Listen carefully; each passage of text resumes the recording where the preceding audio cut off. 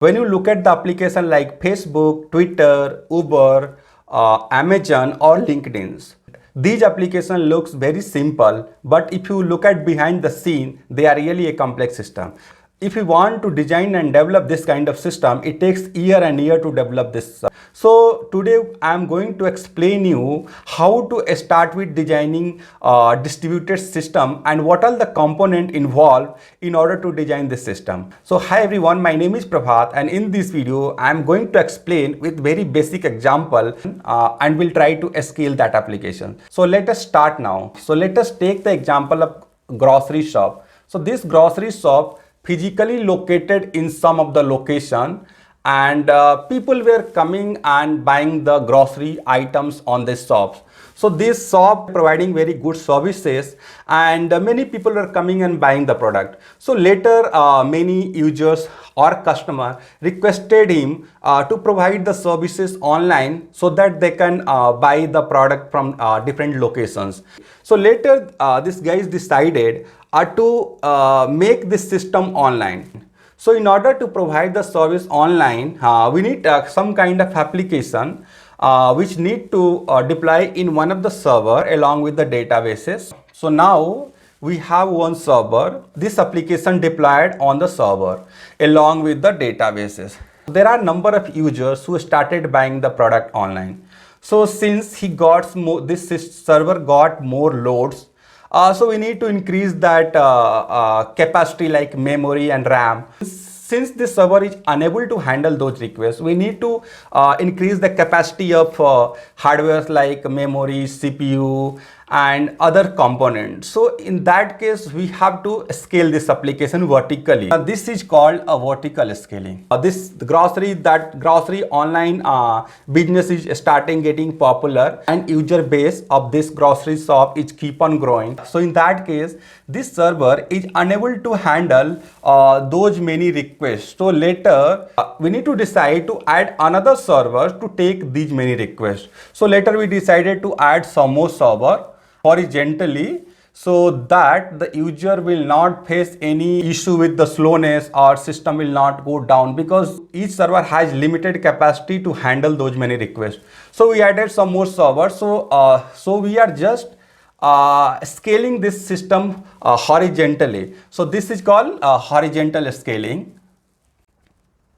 So now we can add some more server, we can remove more server. So this we can do based on the demand. So this is, let us assume this is a S1 and this is S2 and this is S3 server. Now there are number of users and there are number of servers.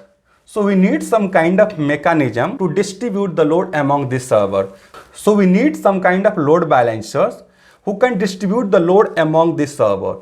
So the third term is load balancers.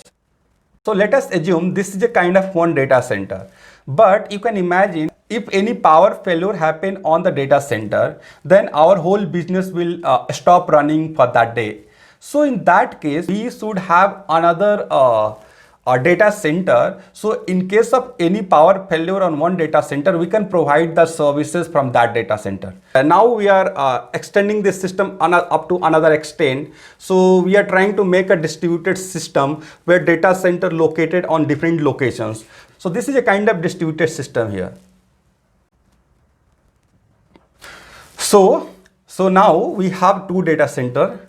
So there are some users who are accessing this application from this location, and there are another users who are accessing this application from this location. So we can see that this user is very nearest to this data center and this user is nearest to the data center. So we need some kind of mechanism to resolve the IP address of this load balancer from the nearest location. So we need a smart DNS resolver who can resolve the IP address of the nearest load balancers. So if you look at this, let us consider this is a DNS server.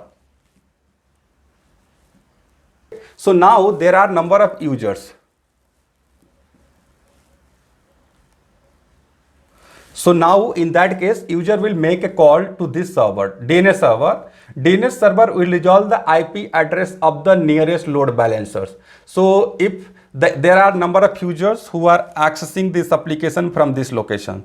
So this user will make a call to this server. This is nothing but domain name. So when we make a call like www.gmail.com or www.groceryonline.com. So DNS server will resolve the IP address of the nearest locations so that user can book that grocery item on this server. So this is DNS server. Since we scale the system horizontally, so we can assume that the web servers deployed on this server and all the application related things are not on this layer. They have deployed on the next layer.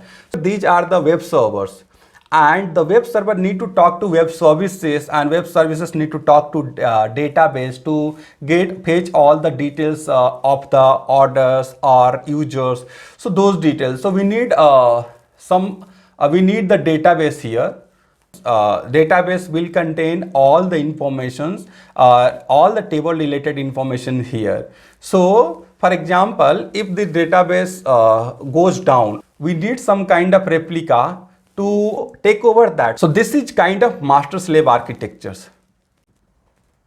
So now let us assume that we have a database and loads are too much on this database. So we need that data partitioning in order to store the data, because each database will have the limited capacity. So we need to store the huge data. So in order to do that, we need to do a partitioning of the data based on some logic. So using that logic, we can partition the data on the different database. So the 8th one is data partitioning. So we need to partition the function as well. Here, let us consider two important terms. One is user related data and the other one is product related data. So we can design the web services for product. We can design the web services for users. We need partition based on the function. So this is a function partitioning.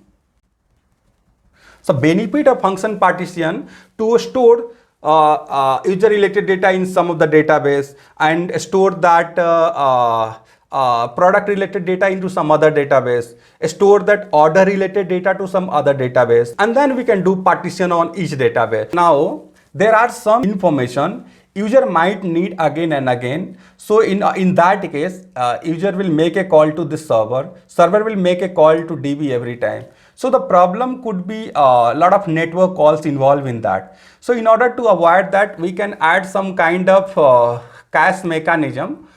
So using cache mechanism, we can just check if the data is available in the cache or not. If the data is not available in the cache, then we can make a call to the DB. And if data is available in the cache, solve that response from the cache. For example, when the user is searching some locations where this online grocery shop is available, so this information will not be changing frequently. So in that case, those kind of data we can store in the cache. So there are user will be in the million or billion, right? So they will be checking what are the locations the stores are available. So instead of providing those kind of data from the DB, we can provide those information from the cache. 10th one is cache, or you can say the distributed cache. There are some video content posted on that each product to show that how the product looks like. So those video it's not possible to serve from the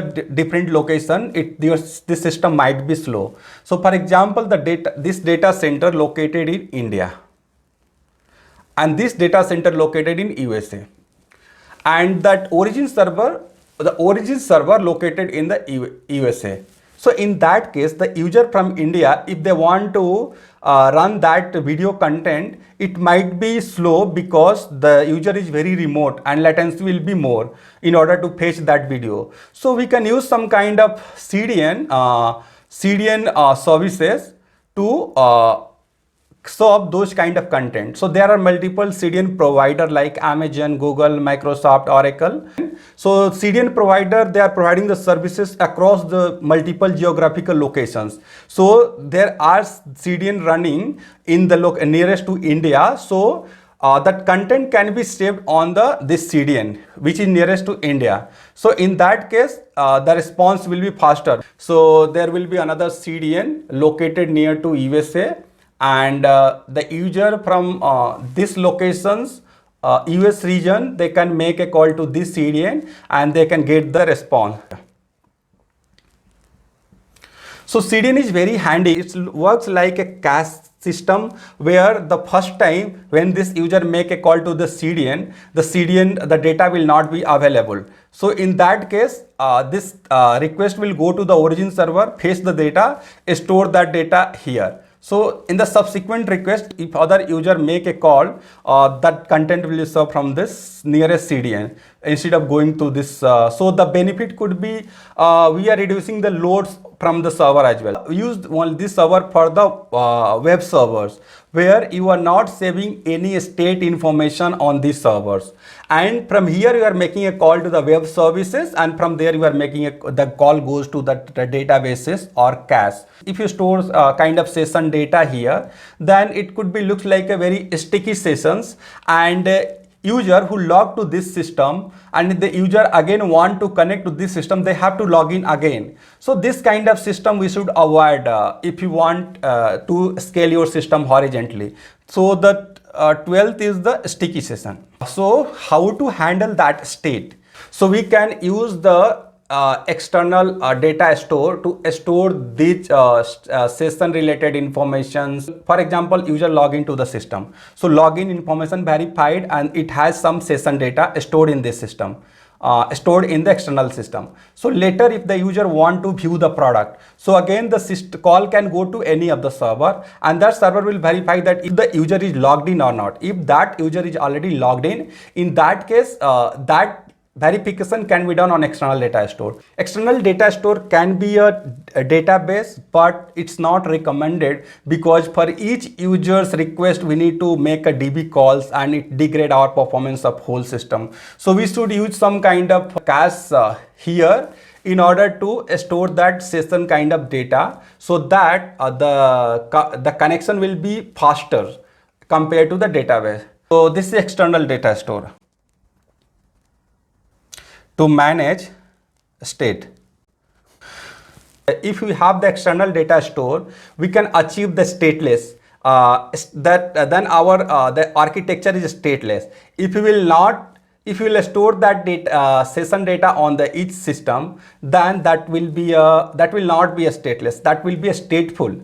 So here we are using the external data stores to store that session kind of data. So we are trying to make the system stateless. And if you don't want to use this external data stores and you want to store that session data on the server, that is called stateful.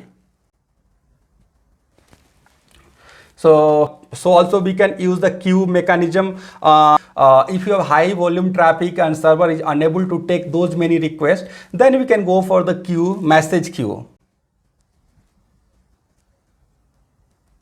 So let us understand few more things. Here we have the 3 servers, but if load keep on increasing, so in that case we can add the server and we can remove the server based on the requirement. So that is called auto scaling concept. If you look, also you can look at that. So this, if this data center goes down, so this data center can be will take up. In this node, if this node goes down, then this server request can be processed by S1 and S3, right? So this is kind of making the system highly available. 17th is the high available system. So I hope I have covered most of the basic things which is needed in order to design the scalable system. I have covered the complete high level design of the system along with the terminologies. I will highly recommend you to go through each and every topics before starting any system design problems.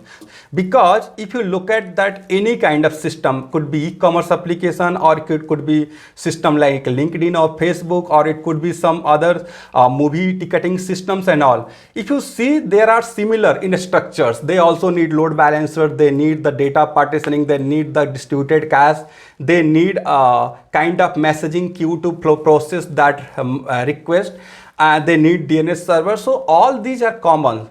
Hence, I will strongly recommend you to go through these topics before starting any system design problem. I will be covering each and every topics before full-fledged design problems. Few of them I already covered in the some videos. I'll provide the link in the description. And rest of the things I am going to cover very soon before starting a full-fledged system design problems.